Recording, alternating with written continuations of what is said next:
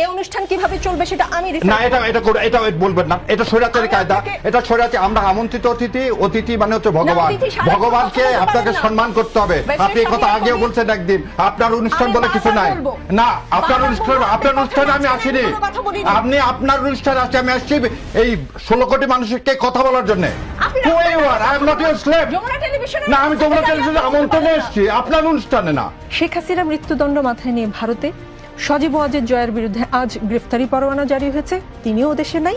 মানে আর কয়েক ঘন্টা পরে 4 জনের কেউই দেশে থাকবেন না। -4 বলতে যে তথ্যের কথা বোঝানো হয় সেটা না হলেও 4 জনের কেউই আর দেশে থাকছেন না।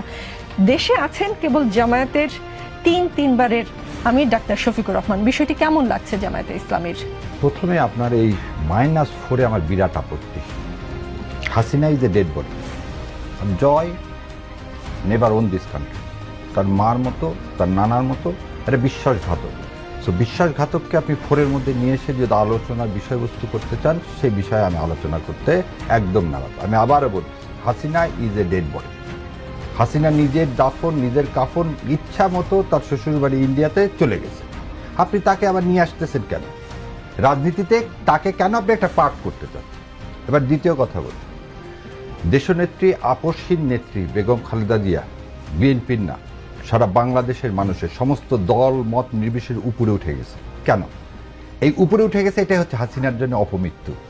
হাসিনার ফাঁসি হয়েছে সেটা না, কিন্তু হাসিনা দেখতেছে সমস্ত রাজনৈতিক দল, যাকে আমি কারাগারে পয়জন দিলাম, তাকে নিয়ে সবাই মিলে বলতেছে উনি সমস্ত বাংলাদেশের মানুষের নেত্রী, সমস্ত দল মত নির্বিশেষে উপরে।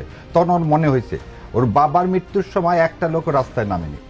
আর জিয়াউর রহমান যখন মারা যায় তখন মানিক মেহবিনীতে লোক জাগা দেওয়া যায়। সো রাজনৈতিক অপমৃত্যুকে আপনি আবার যদি -4 বলে নিয়ে আসার চেষ্টা করেন, আর জয় হচ্ছে একটা লুটেরার সম্পর্কে আপনার বলতে তো আমি আপনাকে নিয়ে খুব গর্ববোধ করি, কারণ আপনি এদেশের এই আন্দোলনে ওয়ান অফ দ্য, আমি হিরোইন বলবো না, আপনি হচ্ছে সেই যোদ্ধা। সেই যোদ্ধা কোনদিন এটা লুটেরাকে এই 4-এর মধ্যে আনতে পারে না। এটা আপনার জন্য অপমান, এই অভ্যুত্থানের জন্য অপমান। আর জামাতের কথা বলতেছেন, শোনেন, আমরা সবাই চাই বেগম খালেদা জিয়া সুস্থ হোক, উনি ফিরে আসুক, কারণ উনি অসুস্থতা এই সময় এই রাজনীতিতে একটা ভ্যাকুয়াম ক্রিয়েট করবে, একটা অনিশ্চয়তা ক্রিয়েট করবে। নির্বাচন না, সব কিছু তিনি সবাই মেনে নিচ্ছে তাকে অভিভাবক। আপনি চিন্তা করেন, আমার মা বাবা সবাই তো চলে যায় পৃথিবীতে, হঠাৎ করে চলে গেলে কীরকম একটা অবস্থা হবে? নিশ্চয়ই কারোর জন্য এটা আকাঙ্ক্ষার বিষয় হবে না। এবং সবাই সর্বোচ্চভাবে দোয়া করতেছে, এমন কোনো দল পাবেন না, মসজিদ, মন্দির, প্যাগোডা কোথাও খালেদা জিয়ার জন্য